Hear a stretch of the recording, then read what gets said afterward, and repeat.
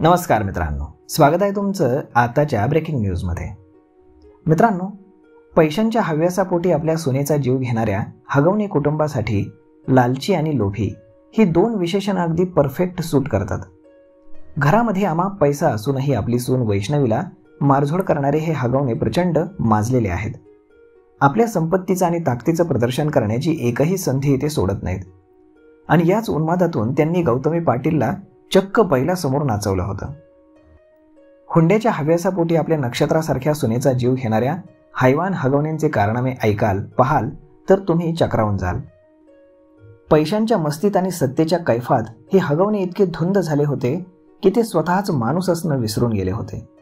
दोन्ही सुनांचा आतोनात छळ केला, हुंड्यासाठी त्यांना मारहाण केली, धाकट्या सुनेचा वैष्णवीचा तर जीव घेतला।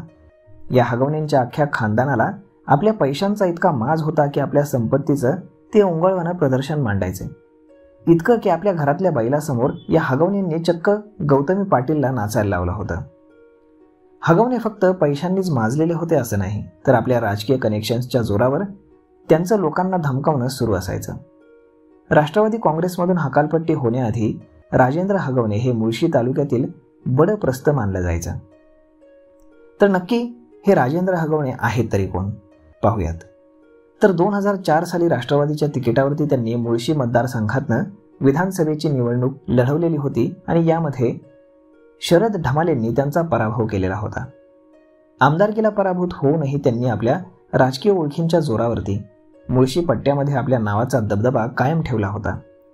आपल्या राजकीय ताकदीच्या आणि ओळखीच्या जोरावरती त्यांचा लोकांना खुलेआम धमकावण्याचा धंदा सुरू असायचा आणि म्हणूनच आत्ताही वैष्णवीच्या आईवडिलांना हगवण्यांपासून भीती वाटते। पैशांच्या जोरावरती घमेंड दाखवणाऱ्या हगवणे कुटुंबाकडे पैसा कमावण्याची अमाप साधनं होती। त्यांच्या उत्पन्नाचं प्रमुख साधन म्हणजे जमिनीचे प्लॉट पाडून विकणं।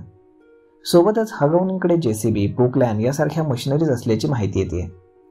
हगवणे कुटुंबाचा वॉशिंग सेंटरचाही बिझनेस आहे, तर सुशील आणि शशांक हगवणे दोघेही बांधकाम व्यवसायामध्ये सक्रिय असल्याची माहिती आहे। या विविध मार्गातनं हगवणे खोऱ्यानं पैसा कमवत होते, पण त्यांच्या पैशांची हाव इतकी मोठी झालेली की त्यांनी आपल्या सुनांना पैशांसाठी छळण्याचा धंदा देखील सुरू केला होता। तर पैशांसाठी हपापलेले आणि आपल्याच घरातील सुनांचा सन्मान न ठेवणारे हगवण्यांसारखे लोक समाजासाठी मोठा कलंक आहेत आणि असे कलंक कायमस्वरूपी मिटवण्यासाठी हगवण्यांच्या सगळ्या कुटुंबाला कठोरात कठोर शिक्षा होणं खूप गरजेचं आहे। तर मग मित्रांनो, यावरती आपलं मत काय हे तुम्ही आम्हाला कमेंट करून नक्कीच सांगा आणि जर हा व्हिडिओ तुम्हाला आवडला असेल तर आपल्या जवळच्या मित्रमंडळींसोबत देखील हा व्हिडिओ तुम्ही शेअर करायला विसरू नका। धन्यवाद।